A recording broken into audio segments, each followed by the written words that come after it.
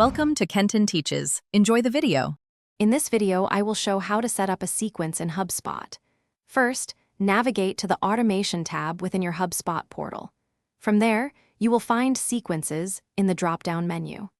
Click on Create Sequence to initiate the process of building your new automated outreach.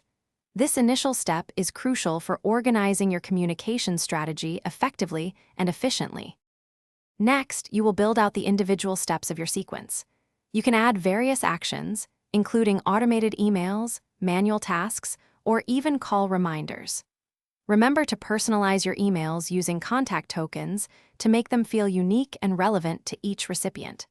It's also important to set appropriate delays, often 2 to 3 business days, between each step to maintain a natural flow.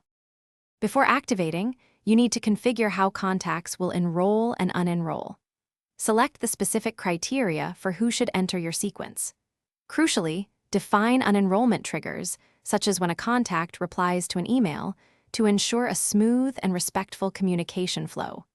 Take a moment to review all your sequence settings thoroughly, making any necessary adjustments for optimal performance. Finally, it's time to activate your sequence and put your outreach plan into action.